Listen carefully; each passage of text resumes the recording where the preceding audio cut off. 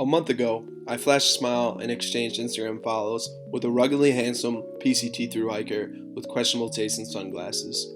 We were in Sequoia National Park, one thing led to another, and a month later, after dropping him off at a rest stop near Barrio, I finally realized that I accidentally house, fed, cleaned, dressed, and undressed a homeless former junkie with a criminal record. Oops. I feel like I need to defend myself. Also, I feel like I need to defend myself for wanting to defend myself. Me defending myself. I met Anarchy, aka Chris, while hiking solo. Hikers, especially thru hikers, look like homeless people, or vice versa. And technically, if you sleep outside for more than a couple nights and you don't own or rent property, you're technically homeless. So as you can see, the wide spectrum of homelessness, when compounded with the whimsical shine of being a nomad, means that it's super easy to miss such a possible important detail. Also, there's nothing wrong with being homeless. I'm really lucky with the opportunities I've had, blah blah blah, and who I am to judge what someone else has had to go through. Me defending myself. Like I said, there's nothing wrong with being homeless. But when someone gets close enough and there's huge, and I mean huge, discrepancy in lifestyle/income, empathy or some kind of communistic instinct kicks in and you redistribute some of your wealth, or in this case, dinner, wine, bed, shower. You need some more background because this story is starting to have a non-flattering lens, and Chris deserves better. Also, I feel like writing this down will help me be like, yeah, that's a red flag. And oh, that's a red flag. Yep, there's another. The beginning.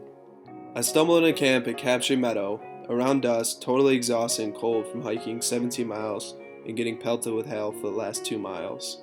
I meet Chris and other thru hikers and say hello. I lay down in my tent and fall into a deeply physically exhausted sleep.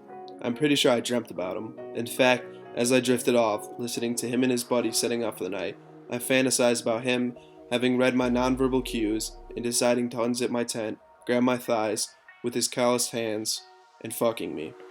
I think that was the first time I felt sexual during my trip. Of course, I'm so glad nothing happened then. I smelled a little bit like piss, a little bit like shit, and a lot like body odor. Plus, I was dirty and oozing from the blisters on my hips. Actually, if I remember correctly, that night I was so paralyzed with exhaustion and dehydration, I barely had it in me to grab 3 Jolly Ranchers from the belt of my backpack by my feet, and it took all my strength to pull whatever water was remaining in the platypus. I drifted awake in the morning, unable to move still. I read a little bit from my Kindle in hopes to awake my brain and eventually my body. I didn't have far to go.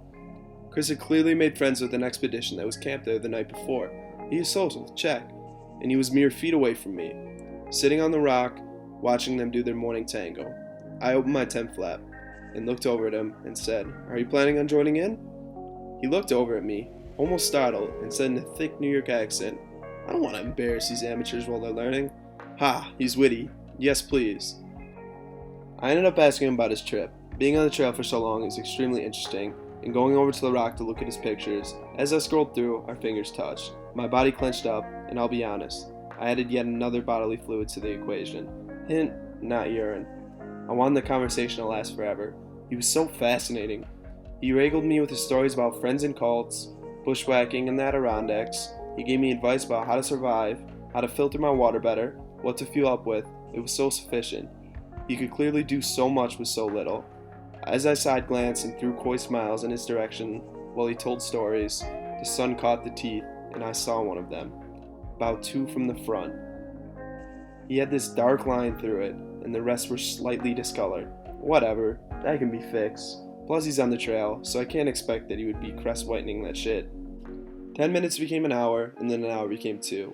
One of the more important details that I picked up on was that he became friends with a girl from San Francisco who was also through hiking, and he was planning on visiting her and her fiancé when he was done. I told him that he must let me know when he came to town. Of course, all I'm thinking about is, oh my god, what a great story that'd be, because I do everything for my invisible audience. We both slowly packed up our tents and bear canisters, fill our water bottles, say our goodbyes, and of course, exchange Instagram usernames. Handles? As we walked in opposite directions, I thought about different scenarios to give him my phone number and tell him that he should come visit. Then I fantasized about the visit and our future together. Okay, flash forward, like a week. I'm done hiking, I've submitted Mount Whitney, I'm thinner, I'm full of emotion and super proud of myself. I'm also in a room at the Holiday Inn in Madeira. It's an oasis in a food desert. On my way to Yazmite for my friend/society reunion laying in bed, I finally check my Instagram and see that Anarchy, aka Chris, has liked a bunch of pics and commented something Star Wars related and flirtatious on one of them. I'm like, hell yes, I fucking knew it, he wants it. I direct message him my summit pic with my number and a message. I like a bunch of his pics because that's what you do when you want attention. We flirt on Instagram for a week, he never saw the DM, he goes off the grid, I go to Tahoe with friends, a few days later I message him my number and a publicly available comment. He texts, then he calls. Now this is where the story actually starts. Here are some things I learned about Chris while on the phone. He ran away from home at 15 and went to Houston with his buddy and ended up homeless. His dad was abusive and his mother was crazy. She had him when she was 16. He's in 8th grade education. When he was still a minor, Chris and his buddies did a bunch of robberies, and they were caught, but the records were sealed. He's had a bunch of jobs in his life, including, but not limited to, bartender in a seedy club in charge of switching out vodka for Grey Goose, construction worker, video production, website development, manager of an escort service/brothel, business internet installer, waiter, dishwasher, taxi driver, and drug dealer. He was allegedly still a minor, and that's all I remember. He's from Albany, New York, but he has lived in Miami, Palm Beach, Philly, Houston, and somewhere maybe in the Midwest. He's 37.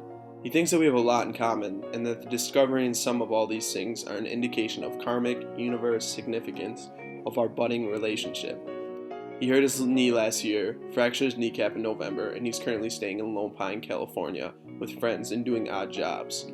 On the morning he met me, Chris apparently told his buddy on the trail that he should have gone hiking with me instead of with him that day. Note, he mentioned this to me every day, a couple of times. He prefers brunettes, and of course, I colored my hair back to brown the next day. In 2006, Chris hit Rachel Ray in the face with a baseball while they were playing catch. He lost his virginity at age 16 to a girl in Boston who was 18. He prematurely ejaculated, and she wasn't very nice about it. He thinks he's a generous lover. I would soon come to find out that's pretty true.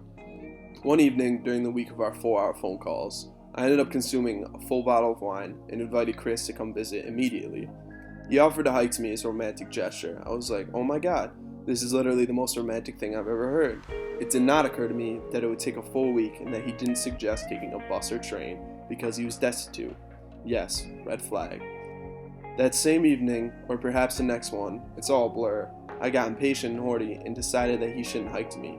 I'd pick him up with my dog in Mammoth on Friday and then take him home with me. I even booked a dog-friendly hotel. Waking up the next morning, 10 seconds into consciousness, all my memories came tumbling into the forefront, and I began freaking out. Let me frame this in a less elaborate way. A stranger offered to hike to my door. Also, I'd given him my address. The stranger had no money, no job, no home, or mode of transport. I offered to pick him up 7 hours away. I paid and reserved a hotel in Mammoth for $230, because of the dog-friendly aspect, of course. I offered to bring the stranger to my home in San Francisco and allow him to stay for an open-ended period of time.